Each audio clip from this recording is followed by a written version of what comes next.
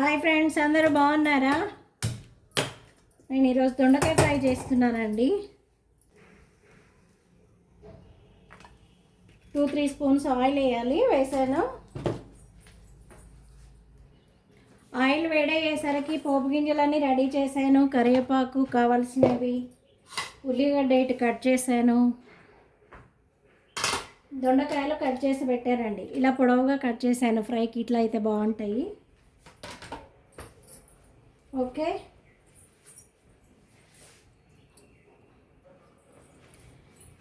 ఇలా దొండకాయ ఫ్రై చేసి పిల్లలకి బాక్స్లో అయితే పెట్టొచ్చండి. వాళ్ళకి పప్పులు ఇలాంటివి పెడితే తినరు కదా, బాక్స్ ఖాళీ చేయరు, మళ్ళీ రిటర్న్ వస్తుంది. అందుకని అలా కాకుండా ఫ్రైలు చేసి పెడితే తింటారు.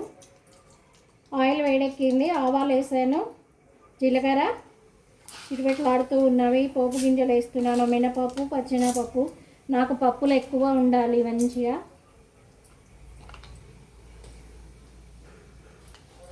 నేను కరివేపాకు వీక్లీ వన్స్ కొనుక్కొచ్చుకుంటే కనుక ఇలా దూసి కడిగి ఆరబెట్టేసి డబ్బాలో పోసి పెట్టుకుంటాను.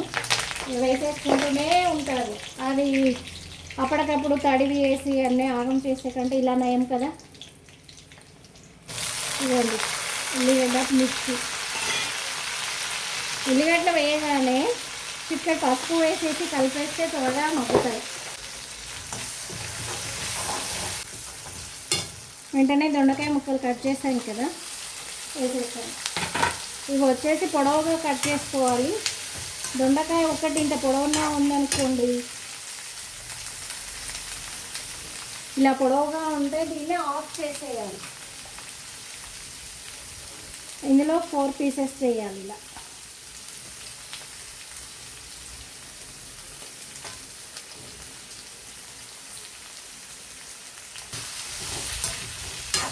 ఇగోండి, ఎల్లిపాయలు పొట్టు తీసాను. ఇలా గర్భాలు వలిసేసి ఎల్లిపాయ కారం ఎలా దంచాలో కూడా చూపిస్తాను.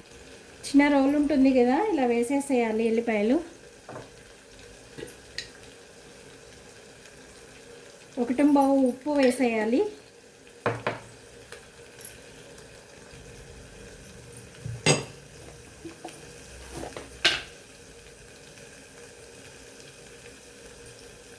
ఒక స్పూనున్నర కారం వేసేయాలి. ఈ ఉప్పు కారం వేసి వెల్లిపాయలు వేసి దంచేస్తాము. అప్పటికప్పుడు దంచి ఇలా వేసుకుంటే కూర టేస్ట్ బాగుంటుంది, స్మెల్ కూడా సూపర్ వస్తుంది. వదిలిపెట్టకుండా తింటారు. వేడి వేడి అన్నంలో పెట్టుకొని తినవచ్చు, చాలా బాగుంటుంది.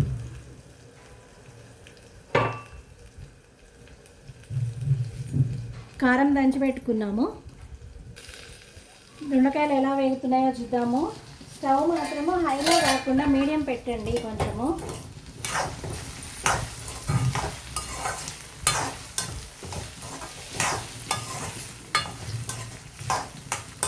ఇవి బాగా మగ్గాలి. ఈ టైంలో ఇప్పుడు వచ్చేసి కారం వేసుకుందాము. దంచి పెట్టుకున్నాం కదా,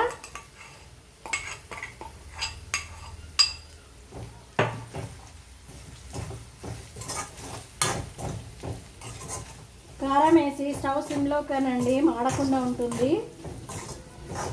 మంచి స్మెల్ వస్తుంది ఎల్లిపాయ కారం వేస్తే. టీవీ చూస్తున్న వాళ్ళు కూడా వచ్చేస్తారు, అంత బాగుంటుంది.